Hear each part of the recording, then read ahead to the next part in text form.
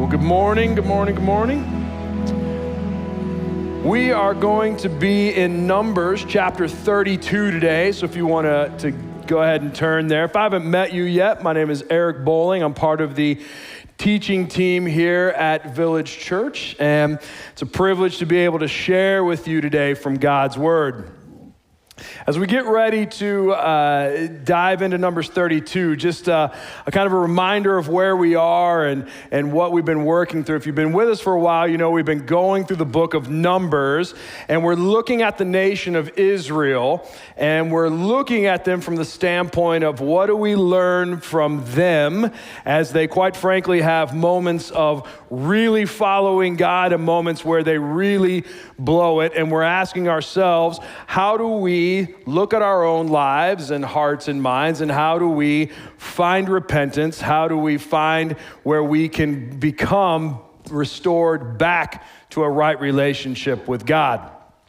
And as we get into Numbers 32, by way of introduction to this text, I want to tell you about a famous psychological experiment that was done in the 1960s on children. Now, some of you just got real nervous. You're like, oh man, what are we talking about? There was a guy named Walter Mischel, and he wanted to study like kind of children's resilience. And so he developed this study where he took roughly 4 and 5-year-old kids, and he would put them in a room, and he would give them a marshmallow. And he would say to them, here's what's going to happen. You can eat this marshmallow right now. You can have it, but if you wait, you can have 2. And so they told that to the kids, then they stepped out and they left the child alone with the marshmallow. This was cleverly titled the marshmallow test. So the kids are left alone with the marshmallow, and they observe them, like I said, for 15 minutes, which is an eternity to a child. So they watched them. It went about as you would expect. Some kids waited before the researcher even got the words out. You can have the marshmallow. Gone. Kid ate it. Some kids sat there and they did everything but look at the marshmallow. They looked up, down, away, like it was almost like they just pretended the marshmallow wasn't even there. But then over time, they ate the marshmallow. Other kids would pick up the marshmallow and they'd look at it and they'd squeeze it and they'd hold it and they'd smell it and they'd get it right up and they'd put it right back and I can't do it. They'd keep touching it, and they eventually ate it. There was a certain group of kids, though, who never ate the marshmallow. They waited all 15 minutes, and then the researcher came in and gave them 2 marshmallows. They did a follow-up study with the kids that didn't eat the marshmallow, and they looked at their lives. They did a longitudinal study, and they found that the kids who didn't eat the marshmallow they did better in school. They would just have better life outcomes. Now, some of you were thinking, well, we should try that with our kids, but you might be terrified if you give your kid the marshmallow and they eat it. You're like, oh man, he's destined for a life of ruin. That's not completely accurate. Okay, there's a lot of other variables, but that whole thing they studied was called delayed gratification. Delayed gratification is what came out of that, and it's this idea of, can you put off something good now to get something better later? Can you delay your gratification? There's something good now. For these kids, it was that marshmallow, but if they waited, they could have 2. And that's really what we're going to see when we get into our passage today, that 2 of the tribes of the nation of Israel are faced with essentially the same challenge. They're going to have something really good now presented to them, but there's something even better if they're willing to wait. Let's go to the text, okay? Let's start in verse 1. It says, now the people of Reuben and the people of Gad had a very great number of livestock, and they saw the land of Jazer and the land of Gilead, and behold, the place was a place for livestock. Let's pause there. So what we know from the text is we have 2 of the 10 tribes of Israel who have a lot of wealth. We know that because in the ancient world, if you were wealthy, you had lots of children, lots of livestock, lots of land. And they were told they have a lot of livestock. And where they're currently at, according to the text, is they are right at the edge of going into the promised land, which is the land that had been promised to Abraham some 600 plus years before. So they've been waiting to go, and some scholars believe that they're right on the edge of the Jordan River. They actually can physically see the town of Jericho, which is like first city to be conquered in Canaan, and they're right there. Personally, they've been wandering for about 38 years through the desert, and we're going to talk about why that is in a little bit. So they're there. Right, they're right on the edge of receiving all that God has been promising them for like 600 plus years. So we have 2 of the 10 tribes of Israel with a lot of wealth, and they see this land and they say, this is good for livestock. Let's pick it up again in the text. Let's go to verse 2. So the people of Gad and the people of Reuben came and said to Moses and to Eleazar, the priests and the chiefs of the congregation, Adaroth, Dibon, Jazer, Nimrah, Heshbon, Eliah, Sabam, Nebo, and Beon, the land that the Lord struck down before the congregation of Israel is a land for livestock, and your servants have livestock. And they said, if we have found favor in your sight, let this land be given to your servants for a possession. Do not take us across the Jordan.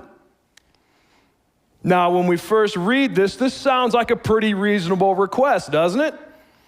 Hey, we have a lot of livestock. This land is perfect for it. If we give us this land is what they're saying. There's a couple of problems with this request. They're on the east side of the Jordan River. The west side is the promised land. So they're saying essentially, look, we know the west is the promised land, but we're good right here. This is great land for us. Why? Just give us to this now. Do not take us over the Jordan. Why? Because what's over the Jordan is warfare. It's battles. They have to go conquer the land. And so they're saying, look, we have all this livestock. This is great land. It's already been conquered, the text tells us. They'd already defeated a couple of kings on the east side of the Jordan. They said, we're good. Let us have this now. Like if we can bypass having to go fight in this promised land and battle against, again, they can see the city of Jericho. It's massive. If we don't have to go against that, we're good. Give it to us. Now, we know there's a problem with their request because of Moses' response. Moses says this in verse 6. Moses said to the people of Gad and to the people of Reuben, shall your brothers go to the war while you sit here? Why will you discourage the heart of the people of Israel from going over into the land that the Lord has given them? Then when we read that, sometimes the Bible does not give us the emotional kind of response. I like to think Moses is probably saying this in all caps, right? You know, all caps. If you get that, somebody's yelling at you. And so Moses is upset. He says, look, why should they go to the war while you sit here? That will discourage the people. It's almost like he's like, what are you doing? Do you not know what you're asking for? Why are you looking to divide the people? Because he knows this is much more than just a simple request for their livestock. It's them trying to avoid going into this coming conflict. Notice he doesn't say a war, he says the war. It's coming. That's what's been told and promised, and they know it's coming. And so he says, why should everyone, the other 10 tribes, go to the war while you just sit here in this great land? Don't you know that will discourage the people? And then he goes on in verse 6, basically verse 6 to 15, and he gives a history lesson. And he takes the people back through what had happened the last time they were ready to enter the promised land. Let's look at verse 8. Here it says this, your fathers did this when I sent them from Kadesh Barnea to see the land, For they went up to the valley of Eshcol, and they saw the land. They discouraged the heart of the people of Israel from going into the land that the Lord had given them. What's he talking about? He's talking about when they sent the 12 spies into the land initially, 38 years before this. And he's saying, look, this has already happened. Somebody has already tried to get out of doing this. And if you remember that story, the 12 spies go into the land. They see that the land is amazing. It's great. It's fertile. There's lots of food. There's lots of resources. And it's the land God had given them. They come back. 10 out of the 12 spies say, it's great land. It's the land God has given us, but we can't take it. And they're like, why? And they said, there's giants in the land. There's strong people. And if you want to deep dive on that, Michael preached on that a couple Sundays ago about the Nephilim and all of this. And he said, look, there's powerful people. We can't beat them. And the people heard that and they're afraid. And they say, well, we'd be better going back to Egypt. And they complained and grumbled and rebelled against the Lord. So then the Lord punished them. And Moses is saying, look, we've already gone through this. Matter of fact, this is the generation that's left that's going into the promised land. He's saying, we've already dealt with this. Don't miss Moses' emotion here. He's upset. He goes on and he says this to them. He says, verse 10, he said, the Lord's anger was kindled on that day, and God swore, saying, surely none of the men who came up out of Egypt from 20 years old and upward shall see the land that I swore to give to Abraham and to Isaac and to Jacob, because they have not wholly followed me. Then he goes on, and in verse 12, he talks about Caleb and Joshua, who did give a good report and followed the Lord. And he says in verse 13, and the Lord's anger was kindled against Israel, and he made them wander in the wilderness 40 years until all the generation that had done evil and the sight of the Lord was gone. Again, he takes them through and he says, look, you know this. You are the remnant that is left, and you want to stay here. Moses doubles down on this in verse 14. He says, and behold, you have risen in your father's place, a brood of sinful men, to increase still more the fierce anger of the Lord against Israel. For if you turn away from following him, he will again abandon them in the wilderness, and you will destroy all this people. There's high stakes here. And Moses is saying to them, look, if you make this decision, it will destroy the people. We'll be right back to where we just came from 38 years before. And I don't know about you, but if I'm Reuben and Gad, and I know I've literally just been wandering around for almost 40 years, watching all my elders die off because of their sin, I'm probably going to reconsider settling.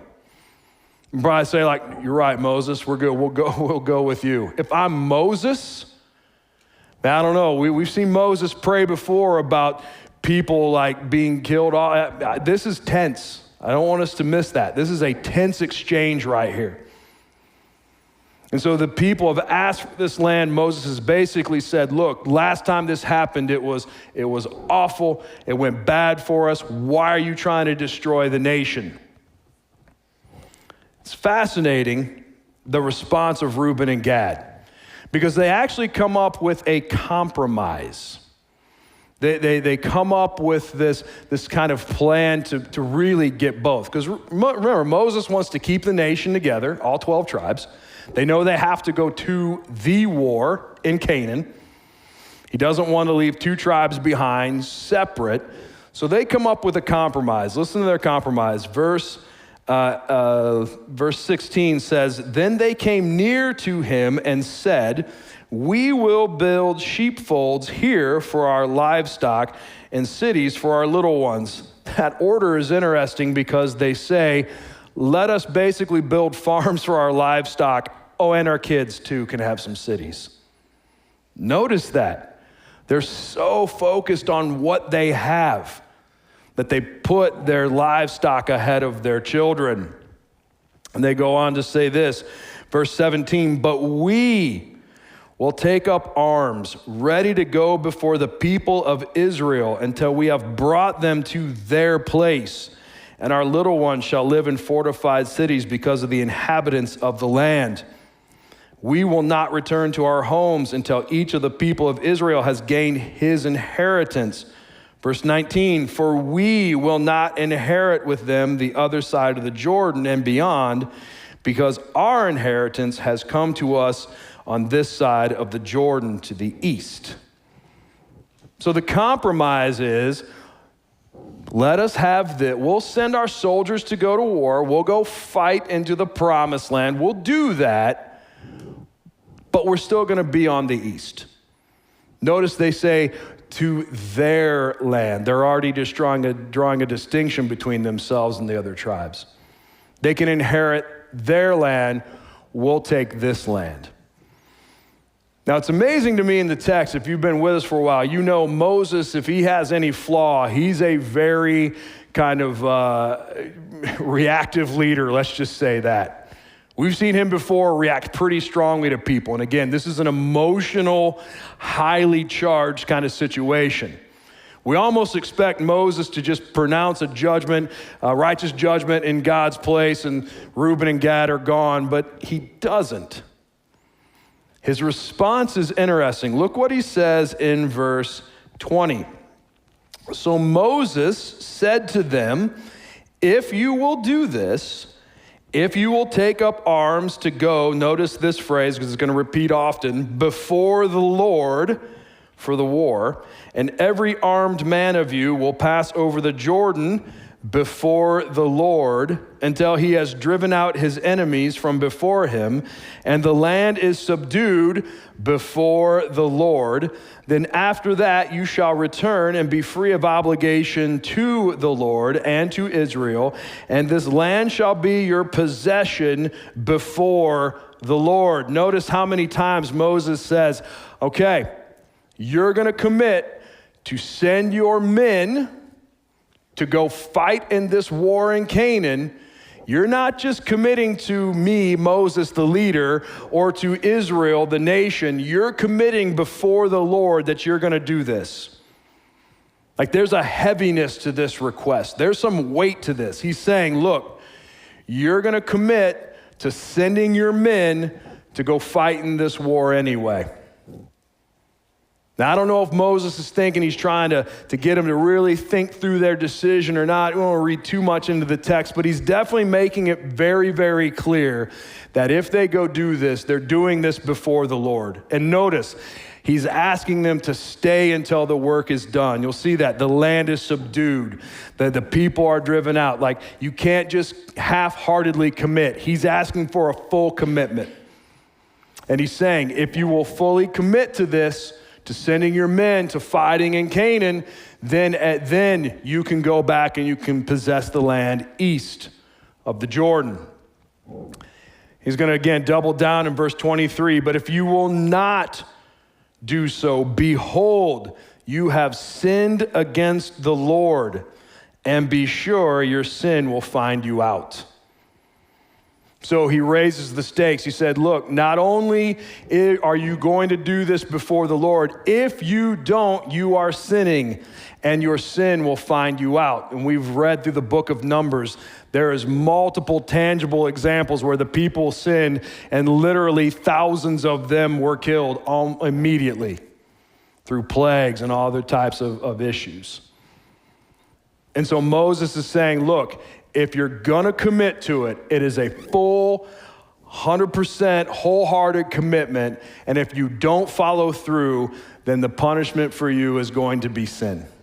Then the punishment for you is going to be greater than maybe what you expect. But then in verse 24, he gives them permission. He said, build cities for your little ones and folds for your sheep, and do what you've promised. Notice how he reverses the order. He says, you want to build, sheepfolds for your livestock and then cities for your children. He's like, why don't you build cities for your children? Like, get the order right. He's saying, make sure you take care of the most important thing. But he says, go ahead and do it. Their response in verse 25, They say this, the people of Gad and the people of Reuben said to Moses, your servants will do as my Lord commands. And then we close the book on the nation of Israel and they all lived happily ever after, right? No, doesn't happen. It is interesting what happens to Reuben and Gad though, and there's another half tribe of Manasseh that's going to join them at some point. What's really interesting is as you go throughout the rest of the Old Testament narrative, they're only mentioned a couple other places, and then they kind of fade off into obscurity. Like they just kind of fade into like they're not mentioned much, if at all. And so what happens to them, we're going to look at this because it doesn't end happily ever after. We're not going to turn there because it's kind of a long passage, but in Joshua chapter 22, they're referenced again. And so here's what's happened in Joshua 22. Moses has died. Joshua then becomes the leader of the nation of Israel. Joshua is the one that takes them into the promised land, starts the war, starts conquering the cities. And in verse 22, chapter 22, we get to the point where he's addressing Reuben and Gad, and again, this half tribe of Manasseh that joined them. And he's saying, I'll paraphrase here, you can go check me later on and look, and if I've said anything egregious, you can send an email, but I'm pretty confident I'll get this right. He basically says to them, look, you fulfilled your duties. You did what Moses had told you to do. You've gone and fought. The conquest is over. You can return back to your land that you wanted to inherit on the east of the Jordan. So they go back, they get there, and they build this giant altar. And apparently it is of such great size that the other 10 tribes on the other side of the Jordan hear about it. They get word of it. And what that does to the other 10 tribes is it divides them against the 2 tribes that are on the east side. And so they get together, they form this council, and essentially they say, again, paraphrase, we're going to go destroy Reuben, Gad, and Manasseh because of what they've done. And they start leading a coalition. So basically you have what is going to become a civil war now between the tribes. Wasn't Moses concerned about that? You're going to break the people, you're going to break the nation, you're going to create division, you're going to create problems. And in Joshua 22, we see that start to take place. So they go and they're ready to basically fight against these other tribes. So you're going to have this civil war. Again, this is just it blows me away because they've just literally spent all this time fighting all these nations, and now they're going to fight against each other. So they get there, the 2 tribes, Reuben and Gad and Manasseh, they're like, no, we're good. No, we just built this to as a memorial that this land is God's land too. We're good. And apparently it works, it placates them. They're like, okay, we'll go back then. So they avoid a civil war. The other time they're mentioned is in 1 Chronicles 5, 25 to 26. And this is about the Assyrian captivity of the nation of Israel. And so Reuben and Gad and Manasseh, they're taken captive first. And so 1 Chronicles 5 tells us that as this king comes in from Assyria, he basically conquers this land east of the Jordan first, and they're taken into captivity. And like I said, then they fade away. And the reason that they were taken is they were really vulnerable. They didn't have the protection of the Jordan River. Back in the day, crossing a river was a huge deal. Wasn't easy to do. So they didn't have the Jordan River. They also didn't have the close proximity of the other 10 tribes, and they're taken into captivity. And then they're just really kind of gone from the history of the nation. And so what they settled for, this great land on the east, ended up really kind of costing them and ended up paying a pretty high price for it as a nation. Now, when we hear stories like this, sometimes it's interesting and it's fascinating. We get it and you're like, well, what do we do with this? Well, I could ask you the question like, hey, which side of the Jordan are you on? And we're not going to do that. That doesn't make any sense, okay? But we are going to try to look at it from a perspective of, okay, when we look at our lives, if we're honest, sometimes we're a lot like Reuben and Gad in our lives. So I have 2 so whats for you that we're going to land on here. The first one is this. is that God can allow us to make choices that fall short of his perfect will. Now, I want to make sure we explain this a little bit. I'm not saying that God allows us to make choices outside of his will. That would mean God isn't sovereign. But I think what God does is he allows us opportunities to have decisions in things that may not be his best will for us. It's almost like he allows us to do those things because he would say, look, I'd rather you not do that. However, if you want to, you can.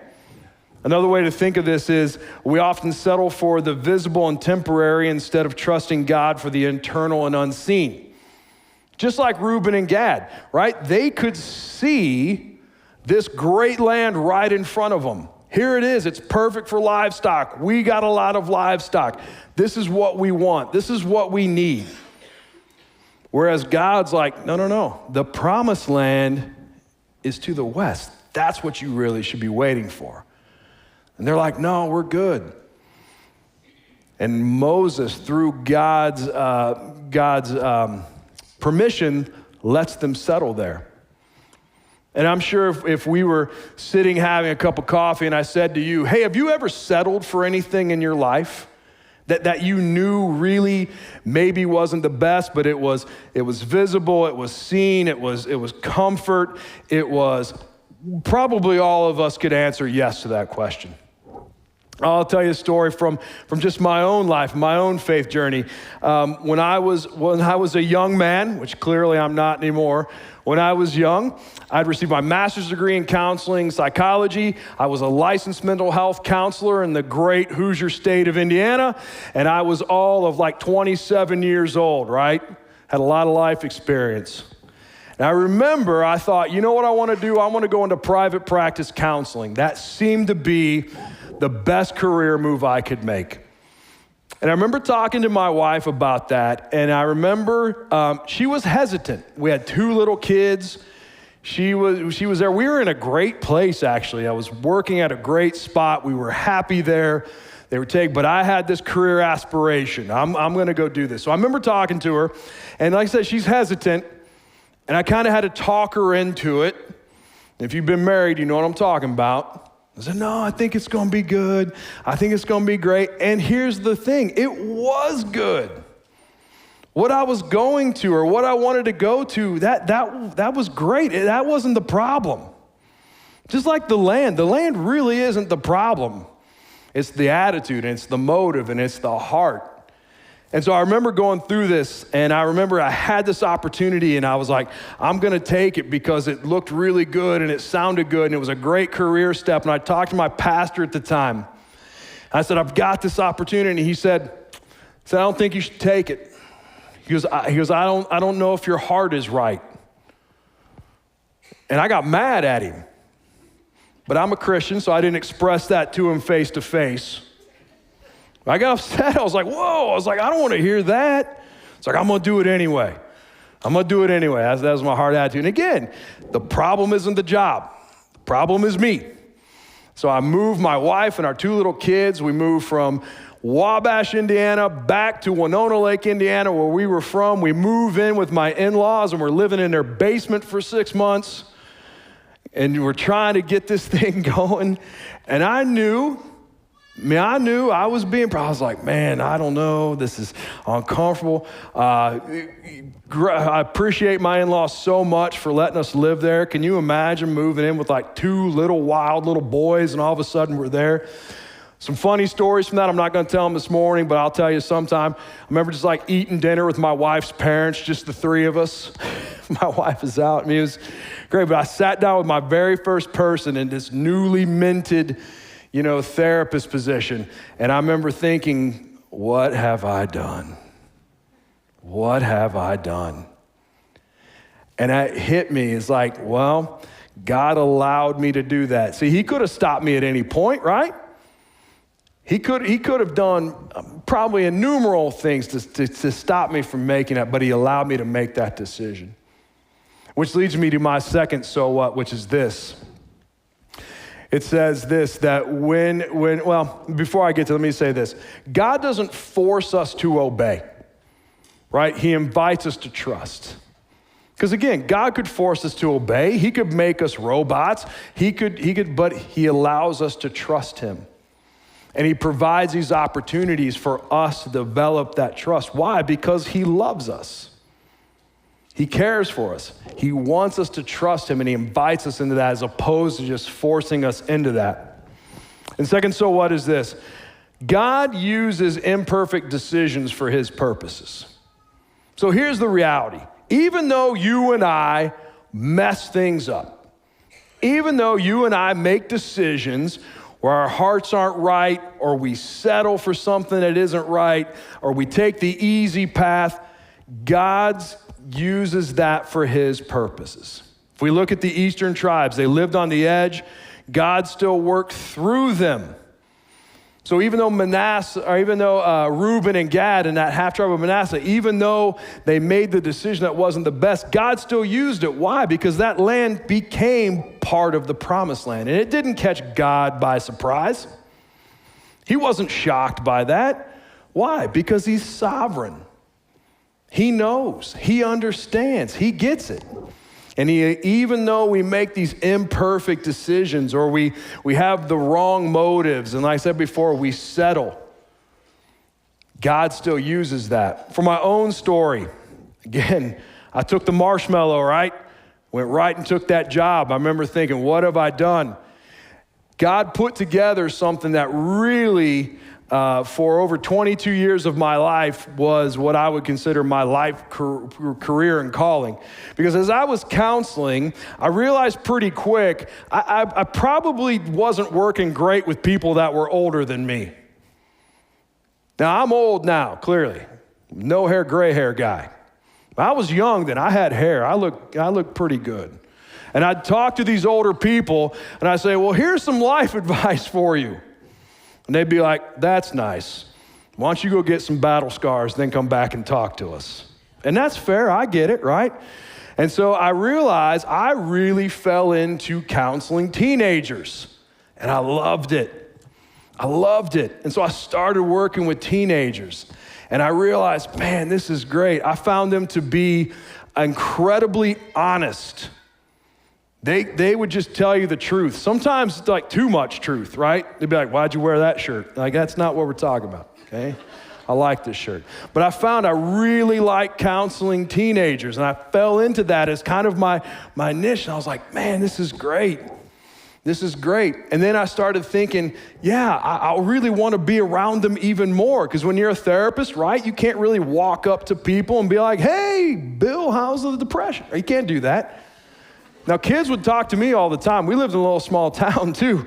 So my wife and I would be walking around, kid would be like, there's my therapist right there. And I kind of wish, she's like, do you know that kid? And I said, absolutely not. That was code. Like, don't know who that kid is. I thought, where are they at? Literally, where are they held captive? You know, school. So I was like, I'm going to go work at a school. Again, God opening doors and working through imperfect decisions. There's a little Christian school in my hometown that I had actually graduated from that my friend had just become the head of school at. They had doubled in size in a year. And he goes, hey, man, he's like, why don't you come work here? He's like, you can be dean of students. I said, what does a dean of students do? He's like, I don't know, we'll figure it out. So we made a handshake deal, literally. Handshake deal. I start working there, and I'm going to tell you what, I loved it. I loved it. I'm in the classroom, I'm going to games, I'm coaching. Like I said, that became a 22-year career where I really felt that. Now, could God have put that together any way he wanted? Absolutely. Absolutely. But it took my imperfect decision, my settling, if you will, to have this job. And again, the job's not the problem, my heart attitude. And he transformed that, and he used that to be part of my faith story, where I can look back now and I can say, man, I am thankful that God allowed that. And sometimes we have stories where you get an ending like that and you can look back. Sometimes we're in the midst of the story and we're not sure. Sometimes there are decisions yet to come. Here's the point: does not catch God off guard. Does not catch God unaware. Every single part of the story can be used and is used for his glory. And I find that to be incredibly freeing as I think about faith and I think about that. So as you go through this week and you think about Reuben and Gad and you think about settling, just think about this idea of even if we settle, it's never outside of God's sovereignty and God's grace. Let's pray together. Heavenly Father, we thank you so much for your word. Thank you for what we learn from your people. Lord, even these things that literally happened thousands of years ago, Lord, they're still applicable to us today because your word is applicable to us today. Lord, help us to be people that do work to discern what you want for us. Don't let us be people that settle. Don't let us be people that focus on the temporary,